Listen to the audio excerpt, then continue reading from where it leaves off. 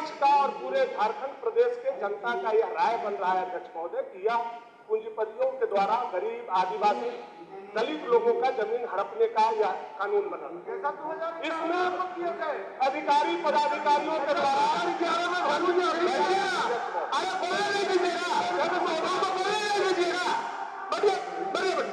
बोलने दीजिए अध्यक्ष, मंत्री भी जवाब दे रहे हैं, आप तक जवाब दीजिए, मंत्री भी दे रहे हैं। अध्यक्ष महोदय, इसमें पूरे प्रदेश में यह वातावरण बना हुआ। सरकार को बिल्कुल स्पष्ट करना चाहिए अध्यक्ष महोदय कि लैंड मोटेशन बिल पर सरकार का रुख क्या है कैबिनेट से पास होने।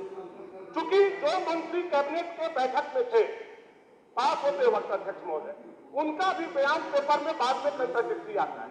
अब कैसे मंत्री महोदय जब वहां उपस्थित थे अध्यक्ष महोदय, तो कैसे बिल पास हुआ कैबिनेट से? निश्चित तौर पर मंत्री जी या तो संज्ञान में लिए या मंत्री जानबूझ करके कांग्रेस जो है डुअल पॉलिटिक्स कर रही है, कैबिनेट में कुछ करवाना चाहती है और पेपर में कुछ बयान दे रही है, तो पूरा भ्रम की स्थिति है अध्यक्ष महोदय। इसलिए सरकार का स्पष्ट मंतव्य है। हम लोगों जो समझ रहे हैं इस बिल को पढ़ करके अध्यक्ष महोदय, आपने भी उस बिल को पढ़ा हो, इसमें अधिकारियों को खुला छूट दिया गया।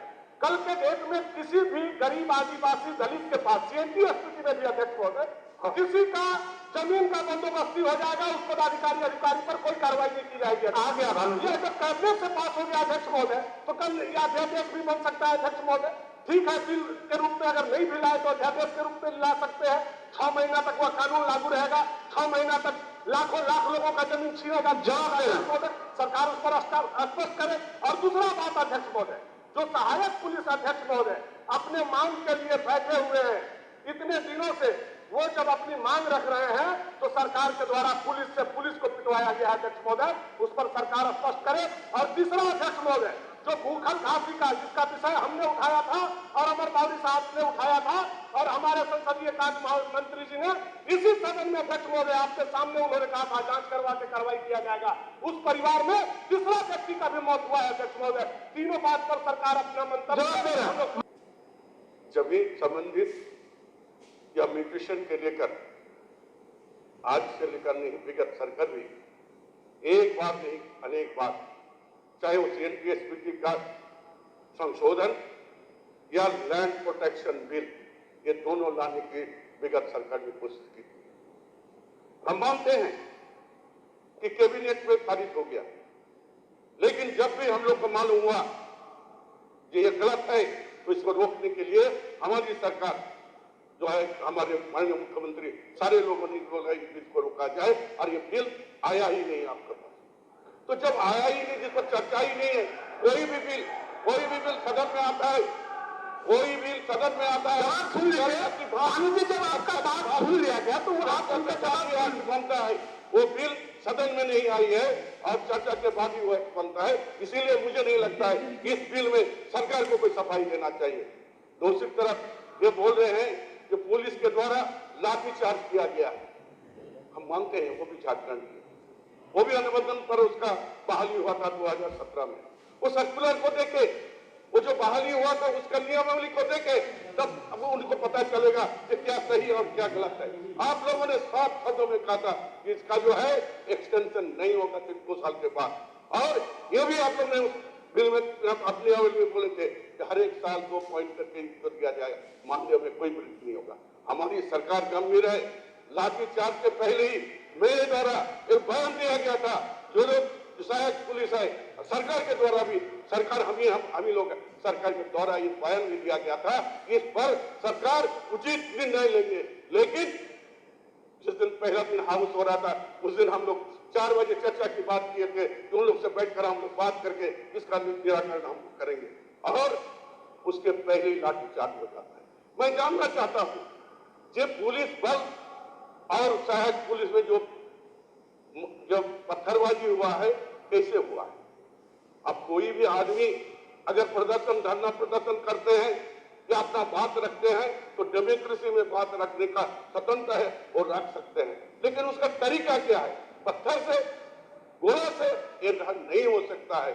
इसलिए हम लोग अभी आज भी कहते हैं, कल भी वार्ता हुई, परसों भी वार्ता हुई है, हम लोग चाहते हैं कि पुलिस का जो भी मांगे हैं, जो जायज मांगे हैं, उसके लिए सरकार तैयार है और उसके लिए हम लोग काम कर रहे हैं और निश्चित तौर पर आने वाले समय में। देखिए, किसने क्या कहा मैं उस पर नहीं जाना चाहता, लेकिन इतना जरूर कहूँगा कि समय और परिस्थिति के अनुसार आंखें बंद नहीं होनी चाहिए।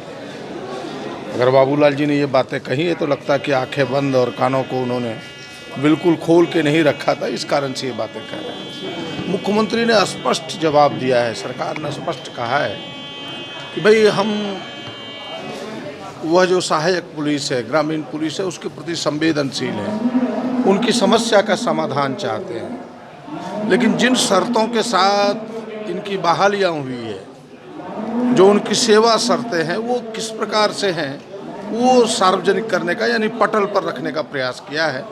और पटल पर रखा तो विधानसभा अध्यक्ष ने उसे पढ़ा है कि भाई उनकी सेवा पहले से ही मात्र 2 वर्ष की थी, अगर अच्छे काम करेंगे तो उनकी सेवा बढ़ाई जाएगी, साथ ही ताकि अधिकतम 5 वर्षों से अधिक उनकी सेवा हो ही नहीं सकती। और ये पिछले सरकार ने यहाँ तक कि उनसे एफिडेविट करके ये भी लिया गया कि आप किसी प्रकार का दूसरे डिमांड, अस्थायीकरण आदि के डिमांड आप कर नहीं सकते।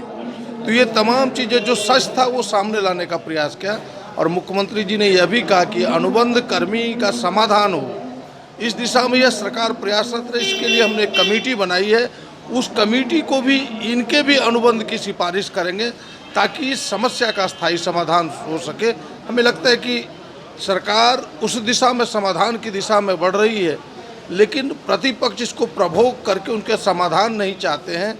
जो घाव खुद उसने किया, उस घाव को और वो गहरा करना चाहता है। प्रदीप जी, जो कृषि बिल पारित हुआ है दोनों सदनों से, उस पर क्या कहेंगे? देखिए, आपने देखा होगा कि हमने बिल्कुल विधानसभा में भी यह बात रखी कि जिस प्रकार से 3 कृषि बिल भारत सरकार ने पास किया है, वो किसानों के हाथ को काटता है, उनके अधिकार को काटता है और कॉरपोरेट घरानों के जिम्मे किसानी और खेती चली जाएगी।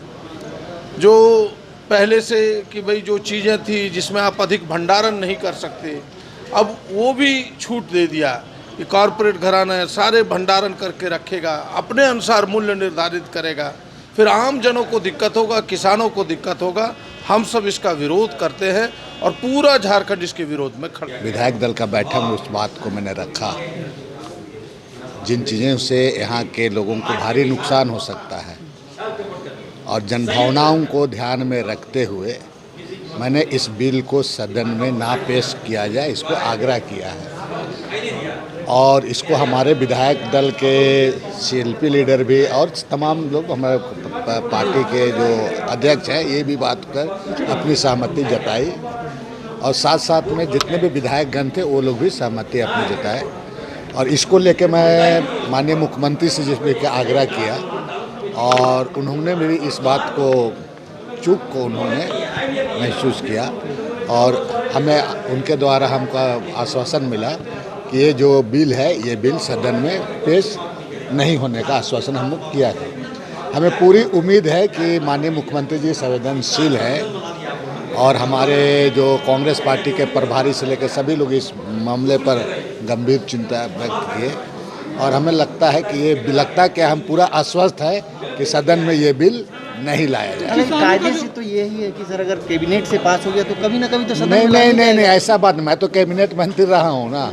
ऐसा है कि कैबिनेट के बाद रोल बैक भी किया जा सकता है, ऐसी बात थोड़ी है। कितने मामले कैबिनेट से आ जाते हैं उसके बाद में नहीं होता, ऐसा कोई बात नहीं है। उस पर किसानों का जो बिल कैसा रहा सर? इस बार बड़े पैमाने पर विरोध भी हो रहा है, कॉर्पोरेट हो रहा है, किसान। देखिए, इससे किसान जो है ना, मध्यम वर्गीय किसान, ये पूरे सारे उद्यम पूंजीपति को लाभ देने के लिए किया गया है। इससे किसानों को भारी नुकसान होगा और इसलिए इस बिल को निश्चित रूप से हम लोगों को सरकार में विरोध करना चाहिए। इसका केंद्र सरकार के द्वारा जो पारित किया गया बिल, उस बिल का विरोध होना चाहिए। आज आपका सबसे बड़ी बात है कि आज हमने पूरे रांची जिला के साथ साथ लातेहार, खूंटी और रांची 22 अंचल के ज़मीन से जो आपका फर्जीवाड़ा करके जो जमाबंदी हुआ है, उसके संबंध में मैंने आसन के माध्यम से सरकार को सूचना दिया है और ये 22 जो फर्जीवाड़े जो जमाबंदी हुआ है, जो आपके गैर मजरूआ ज़मीन है, फिर आदिवासी का ज़मीन को गैर कानूनी तरीके से हस्तांतरित किया गया है, तो उसको जांच कर कार्रवाई करने की मांग हमने किया है और जांच इस पर होनी चाहिए। तीसरी बात है कि इस प्रदेश में आदिवासी सरना धर्मावलंबियों का सरना कोर्ट का मांग बहुत लंबे समय से, आज आप देखें लगातार 2 दिन से मानव श्रृंखला बना करके अपनी बात को, अपनी मांग को मांग रहे हैं। आज मुख्यमंत्री जी भी रास्ते में आ रहे थे तो उनसे वो लोग मिला और उसको मांग पत्र दिया।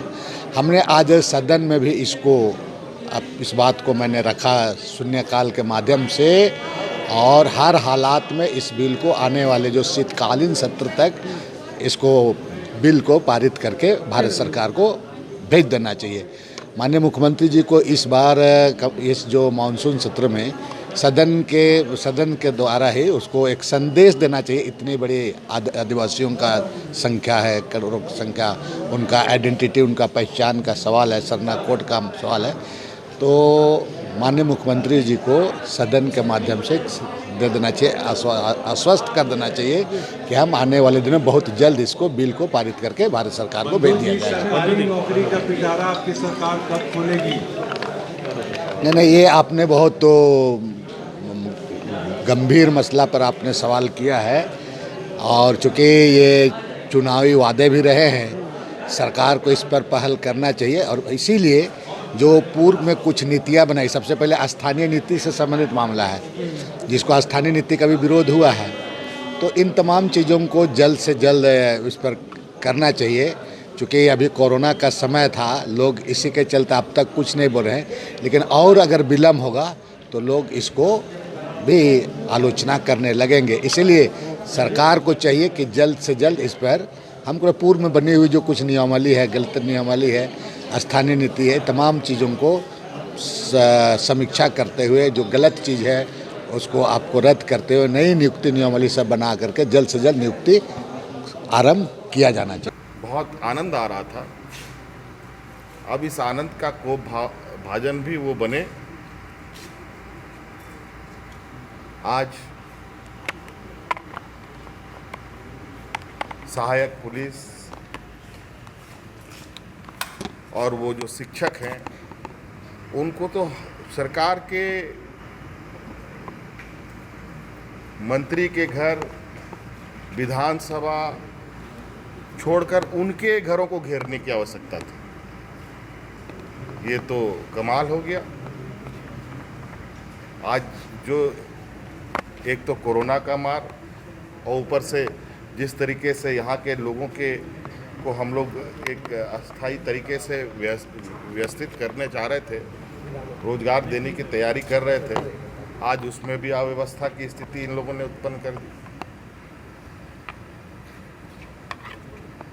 अब देखते हैं इस विषय पर हम क्या कर सकते हैं। अभी तो आप लोगों के माध्यम से खबर आई है, अब उस पर हम लोग चिंतन करेंगे कि इन निकम्मों ने कितनी गंदगी फैला रखी है।